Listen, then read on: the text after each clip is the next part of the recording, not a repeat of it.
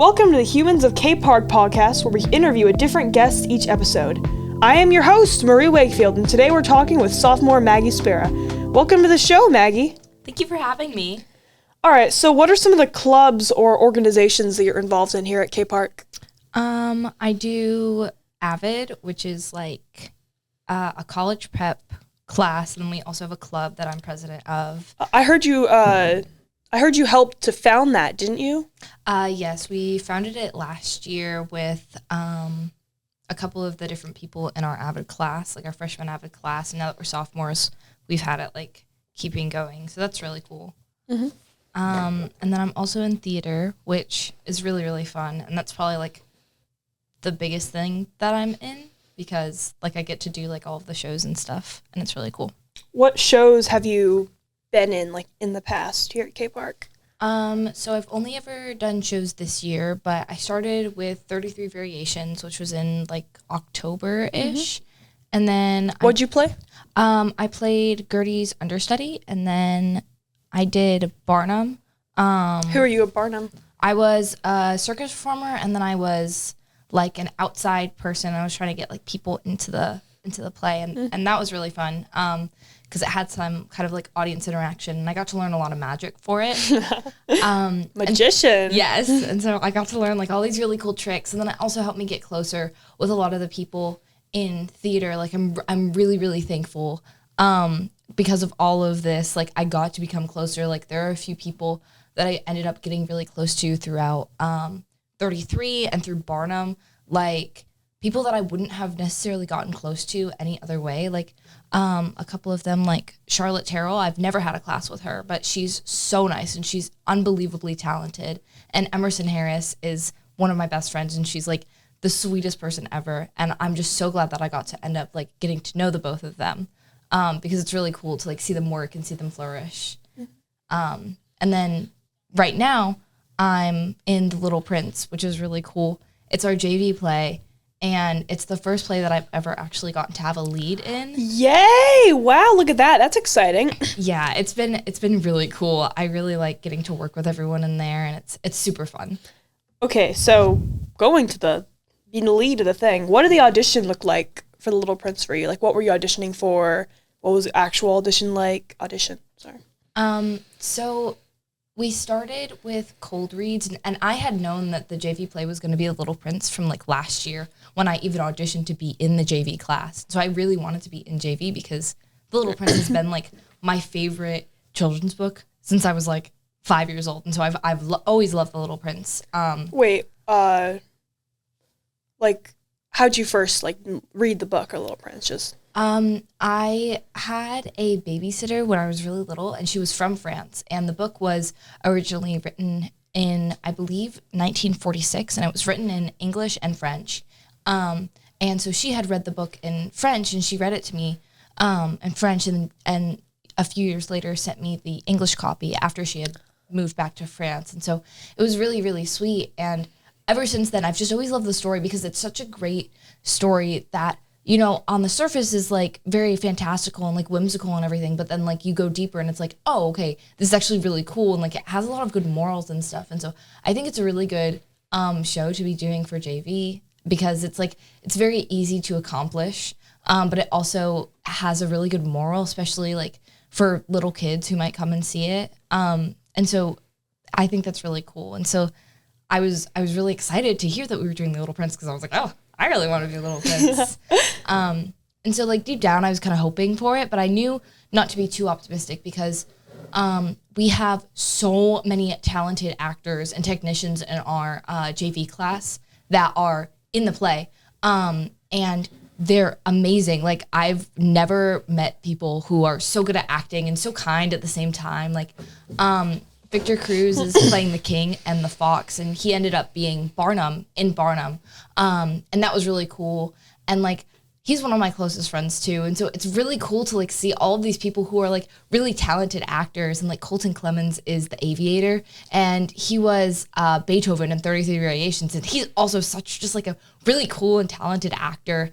And I love just being able to like experience like, oh my gosh, these people are really good at acting, and it like makes me really happy that, you know, I ended up getting a lead as well. And so like for the audition process, it started out with cold reads, which is basically, for anyone who doesn't know like the theater terminology, it's basically where you go in and they give you like a small part of the script, and you usually get a partner, and you read the script, you read like your lines and everything, and then you switch characters. And so, you know, we did that for 5 or 6 rounds and ended up getting casted the week later.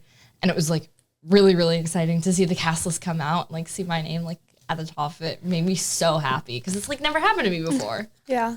What was your like where were you when you found out that you were gonna be the lead of The Little Prince? So originally it was supposed to happen a day before it did. And so I was hyping myself up and like, I was like, okay, if it doesn't come out today, it's fine. And I woke up the next morning and it still wasn't out. And so I was freaking out. And eventually like I got home the next day and I saw it and I just was so happy. And there was no one in my home. And so I just like screamed and I was so happy. And my parents and my brother got home and I told them and they were like so proud of me. And it just made me really, really happy to know. And especially because like it made me happy to know that my theater director like thought that I could do this, because, you know, like it feels so nice to like have someone like believe in you like that. So it's really cool. Yeah. Wow. That is awesome. How has the experience been like auditioning for, not auditioning, like rehearsing, or I don't know, the theater lingo, like rehearsing for all of the scenes? Like, how has that been? And there been any challenges? Yeah, it's been actually really challenging. It's probably been the most chaotic show that I've been in. So all of the shows are supposed to be very evenly spread out, and they are, except for the fact that UIL one-act play was happening at the same time as our auditions were supposed to be happening. And so we would have days where we just couldn't, or not auditions, our rehearsals, where we would have days where we just like couldn't rehearse because we had to host UIL. And that was a really fun experience in and of itself. But not being able to rehearse for almost like a week really, really hurt us because that was when we were supposed to have tech week. And, you know, we had a lot of like shifts and stuff in casting and blocking. Our entire set ended up getting moved and changed, like the angles of it and everything. And we ended up reblocking our entire show, I want to say 2 weeks out. And so now it's, I think, 2 days out. And we started dress this week. And like Monday was the first day we'd ever gotten into costumes and hair and makeup, and just done a full run through. And honestly, it did not go as bad as any of us were like really expecting. And like, it's no one's fault that all of these things happen. It just like happened the way that it did. And so I'm really grateful that, you know, it could have gone so much worse. Like, and I feel like by Friday, like we will be fully ready and fully excited. And I've been excited, and just knowing that everyone is trying so hard and like knowing their lines and everything. Like a bunch of people ended up, not a bunch of people, but 2 people ended up getting recast because of conflicts and stuff. And one of the people that ended up getting recasted was the Fox. And the Fox is one of like the most pivotal roles in the show. Aside from like Aviator and Little Prince, like he's the third main character. And so it ended up being very, very stressful to like reblock the entire scene, especially because it just like it changed a lot from having, you know, to act with one actor to act with another one. And it felt very abrupt, but I'm not glad that the change happened, but I'm glad that we overcame it. Mm-hmm. Okay, I gotta ask, what is your favorite scene in the play? Probably the Fox scene. I think it is such a cute moment between the Fox and the Little Prince, and I'm not going to spoil anything, but it's really just such a heartwarming scene. And when the scene ends, it's really sad, and so it invokes a lot of emotions, not only in the cast but hopefully in the audience. It's a really sweet scene, and I would argue it's one of, if not the most important moment in the entire play, just because that's when a lesson gets learned. That's when like the whole reason of the play and the whole lesson of the play ends up getting learned. And so I think that's like why it's my favorite scene. Wow. That is awesome. Okay, backing up a little bit. How did you get into theater? Like, so I've always loved performers. Like I always thought it was just so interesting to see people like in their natural element and being able to like do something where, you know, like even if it's just like dance or gymnastics and stuff, I just think it's so cool. And in middle school, I auditioned for a play and I ended up getting cast, and then COVID happened. And so we ended up not doing the play that year, and then we tried again the next year, and it was Peter Pan, and it was really, really fun. And that was the first like big role, not big, but like first role that I'd ever had. And it was really, really fun to just like be able to invoke emotions into other people. Like if I wanted them to laugh, I could make them laugh. And if I wanted them to be upset, I could make them be upset. And I've always thought that was really cool. And then in middle school, I got really, really into musical theater. And that's probably my favorite kind of theater. Mm-hmm. I think plays and everything is super, super cool, but I think musical theater is just on a different realm because it creates a world that doesn't really get created any other way. Like, obviously, in no real world are people, like, jumping up and singing and dancing and, like, running all around and stuff like that. And so it's, like, I think it's really, really cool.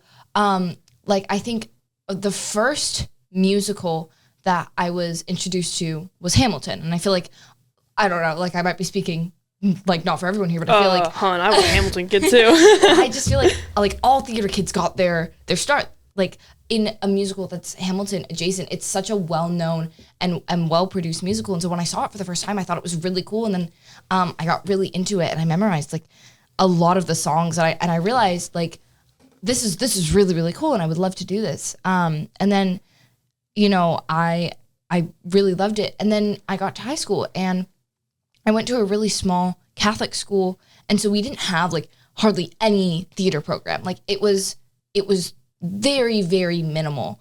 And it was good for what it was, but we did not have like the money or really anything to do what we wanted to do. And so getting to high school and realizing, oh my gosh, like these shows are amazing.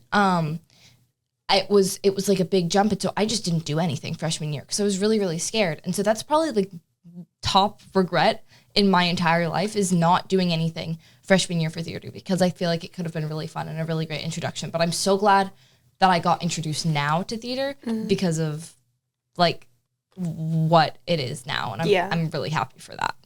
That sounds amazing. So what are your goals or aspirations for later, I guess, the rest of your like high school career through theater? I would definitely love to be in varsity next year.